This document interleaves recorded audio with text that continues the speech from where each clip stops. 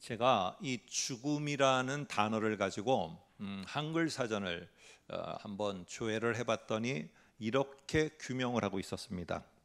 죽음이란 생의 종말이다, 존재의 소멸이다, 이렇게 표현되어 있었습니다. 인터넷에서 제가 찾은 것입니다. 그대로 인터넷 사전을 통해서. 다시 말해서 죽음이라는 것은 한마디로 말하면은 내 존재가 소멸되어서 무로 돌아가 버린다는 것입니다.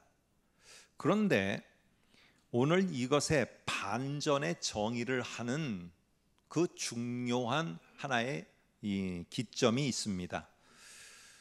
우리의 죽음은 존재의 소멸이 아니라 우리의 죽음은 새로운 존재의 시작이다. 우리의 죽음은 새로운 변화의 시작이다 라는 것을 다시 한번 전제로다가 가져올 수 있는 아주 중요한 기준점이 오늘 우리들에게 있습니다. 그게 바로 무엇이냐 하면은 예수 그리스도의 부활입니다. 여러분, 우리가 예수 그리스도의 부활에 대해서 오늘 이 사도 바울이 지금 15장 20절에 보면은 이렇게 말을 합니다. 그러나 이제 그리스도께서 죽은 자 가운데서 다시 살아나사 잠자는 자들의 첫 열매가 되셨도다 라고 하면서 부활, 예수 그리스도의 부활에 대해서 말하고 있습니다. 자, 그러면 우리는 그냥 예수님의 부활에 대해서 말하나 보다 라고 우리가 이해하기 전에 왜 고린도 교회에 바울이 예수 그리스도의 부활을 이렇게 강하게 상당히 많은 절을 할애해 갖고 말해야 됐을까?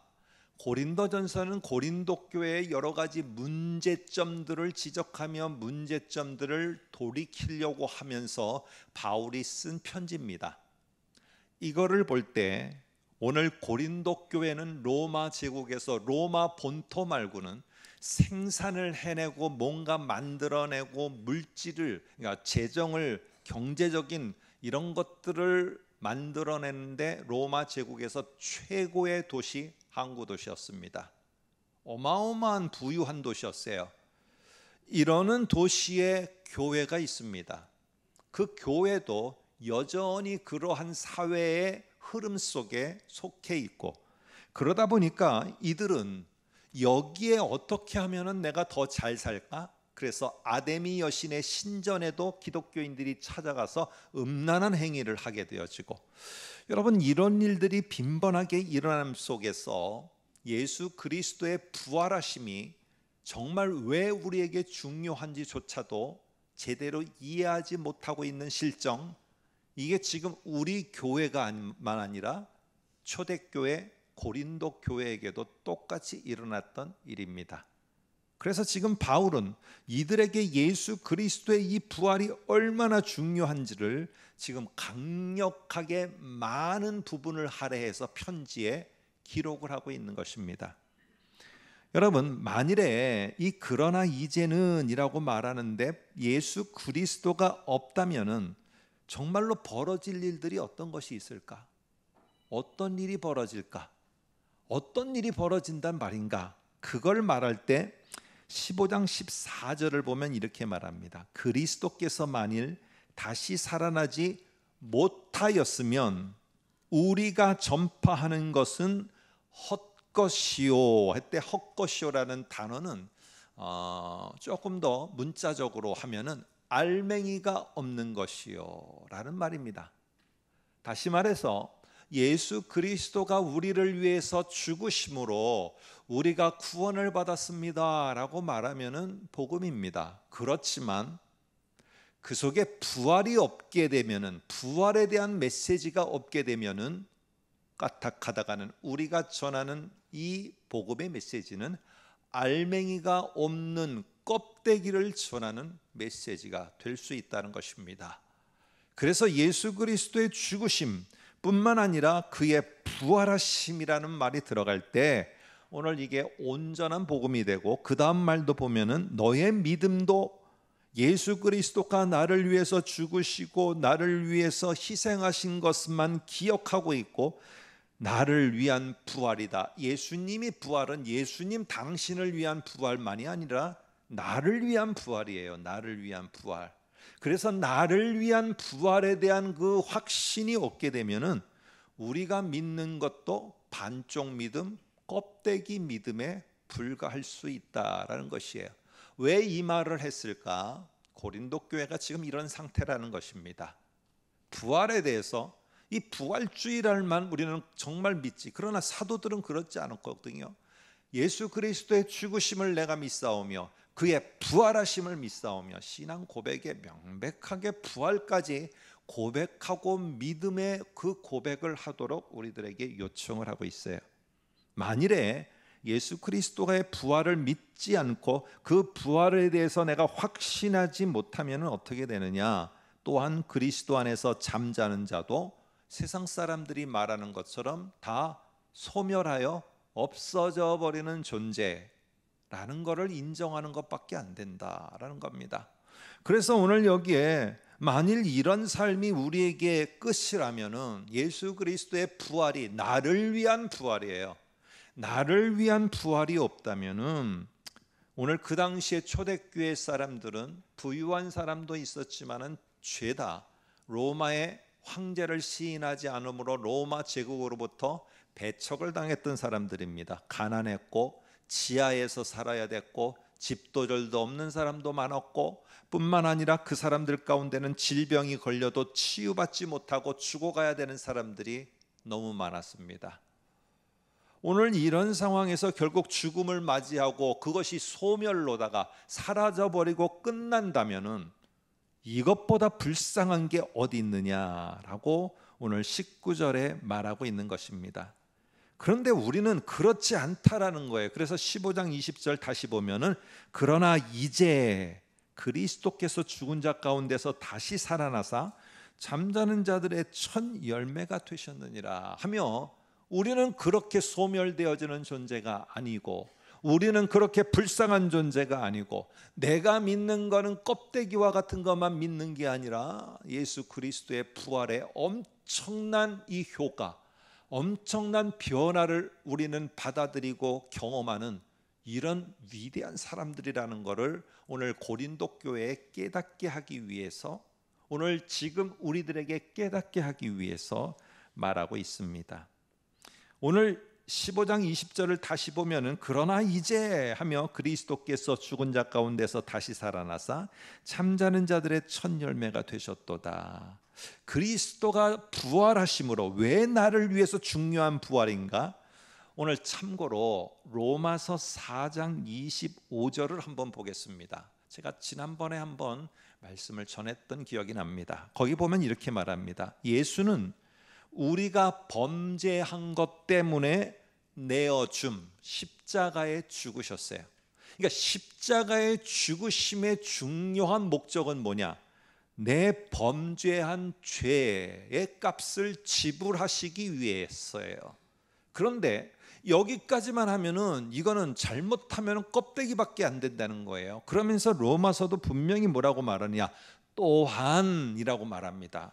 우리를 의롭다 하시기 위하여 살아나셨느니라.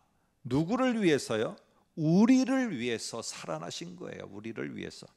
그래서 여기에 제가 그때 말씀드렸습니다. 의롭다라고 우리 성경에 되어 있는 4장 25절은 따옴표를 해와야 된다. 왜냐하면은 이거는 바울이 하는 말이 아니고, 이거는 재판석상에서 재판관이나 아니면은 검사나 아니면은 변호사가 변론을 할 때 이렇게 결론 선고를 해주시오라고 하는 법정 용어입니다. 그래서 오늘 예수 그리스도가 의롭다라고 하는 선언을 듣도록 예수님은 죽음에서 부활하셔서 사망 권세를 이기시고 나의 죄값으로 모든 것을 지불하셨다는 속량 증서를 가지고 재판석에 와서 변론을 해주시는 겁니다. 만일에 그리스도의 부활이 없다면 우리는 법정에서 여전히 죄와 사탄의 종노릇하면서 우리의 존재가 죄값으로 죽어야 되는 존재라고 여기며 살아갈 수밖에 없는 게 저와 여러분입니다. 그러나 그 자리에 부활하신 주님이 오므로 말미암아 속량 증서를 내밀면서 아무개는, 이소코는 의롭다 선고를 받아야 됩니다. 이게 바로 내가 죽음으로 말미암아 속량한 속량 증서이고 증명입니다 하면서 재판관으로부터 아무개는 의롭도다 하는 결론을, 선고를 받도록 해주시는 분, 이게 누구냐? 부활하신 주님이에요. 죽으신 주님이 아니라 부활하신 주님이에요. 그 주님이 그러면서 너는 의롭다라는 선고를 이미 받았다. 머리 들어라. 너 그렇게 기죽지 말아라. 네가 가난하고 어렵다고 그렇게 머리 숙이고 살지 말아라. 고개 들어라. 너의 수치는 다 굴러갔다. 명예로운 하나님의 백성과 자녀로 너는 회복되었도다.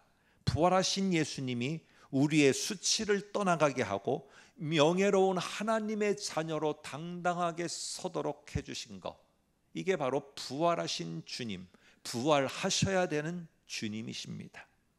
오늘 20절을 다시 보면은 거기에 우리가 지난번에도 살펴보았습니다마는 예수 그리스도는 다시 살아나시사 잠자는 자들의 첫 열매가 되었다라는 말을 합니다. 이 첫 열매는 우리들에게 중요한 두 가지를 우리들에게 가져와 줍니다. 첫 번째는 지속성입니다. 앞으로 계속 과실이 열릴 것이라는 증명이 뭐냐? 첫 열매입니다. 예수님이 부활하셨다는 것은 사망 권세를 이기고 승리하셨도다, 이것만이 아니라 우리가 부활할 것, 아니 더 정확하게는 내가 부활할 것을 증명해 주신 겁니다. 하나는 또 뭐가 있느냐? 이게 첫 번째 열매를 맺었으면은 두 번째도 반드시 열매를 맺는다는 지속성이 이 속에 있어요. 두 번째는 첫 번째, 물론 요즘에는 과학이 좋아서 이렇게 변질되게 할 수는 있지만은 이건 지금 1세기에 고대에 있었던 일입니다. 고대. 그러니까 이거는 첫 번째 과실이 사과를 맺었는데 두 번째 포도가 나온다? 이런 거는 없습니다. 첫 번째도 사과면은 동질의 사과가 그 다음에 나오는 것입니다. 그래서 이 첫 열매는 뭘 보장하느냐? 첫 번째와 동일한 동질의 것이 나타남을 말하고 있습니다. 여러분, 그래서 15장 23절을 보시면 이렇게 말합니다. 그러나 각각 자기 차례대로 되나니 먼저는 첫 열매인 그리스도요. 그리스도의 부활이 뭘 보증하느냐? 다음에 그가 강림하실 때 그리스도에게 속한 자들 역시 부활할 것이라는 지속성을 말해준다라는 것을 오늘 여기 23절에 말합니다. 뿐만 아니라 오늘 예수님이 첫 열매, 부활의 첫 열매가 되었다는 것은요, 동질, 예수님이 변화된 몸으로다가 부활하여 나타난 것처럼 우리도 44절에 신령한 몸으로 변화되어서 다시 살아나는 겁니다. 이 부활의 핵심은 그래서 다시 산다는 게 아니고 중요한 것은 변화된 몸으로가 핵심이게 되어집니다. 여러분, 그 다음에도 나팔 소리가 나매 죽은 자들이 썩지 아니할 것으로 다시 살아나고, 다시 살아난다는 게 키포인트가 아니라 썩지 아니할 것으로, 변화가 여기에 핵심입니다. 끝에 뒤에서 52절 끝에서 우리도 변화되리니. 여러분, 오늘 부활의 핵심은 두 가지입니다.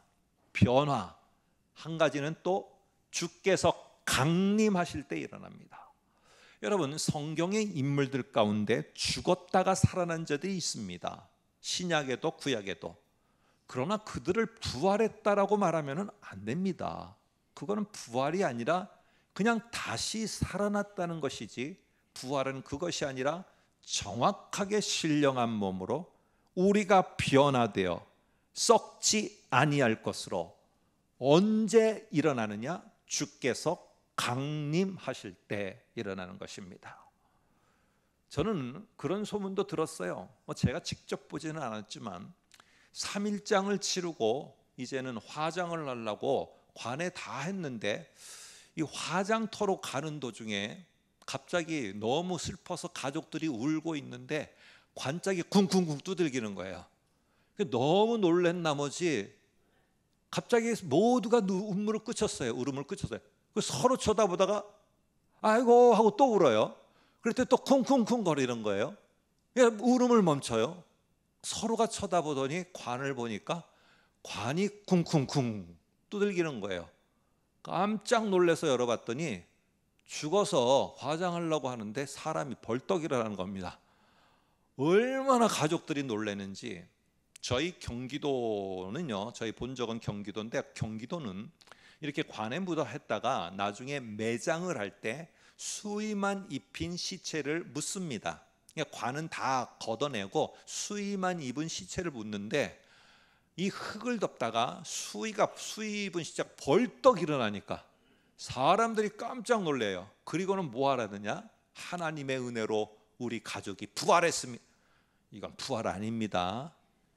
이건 부활이 아니라 다시 살아났지만은 그는 여전히 썩어질 몸으로 있고 그 사람은 얼마 다시 살다가 결국 다시 썩어져 죽게 됩니다. 오늘 다시 살아났다고 부활이 아니고 중요한 것은요, 변화입니다. 변화. 그런데 제가 말씀드리려고 하는 것은 내가 그리스도의 죽으심도 믿어. 그런데 주께서 부활하셨습니다. 주님께서 승리하셨습니다. 나의 부활은 안 믿어. 이러면은 이거는 복음을 온전하게 내가 믿는 게 아닌 게 되는 거예요. 그런데 그 부활은 언제 일어나느냐?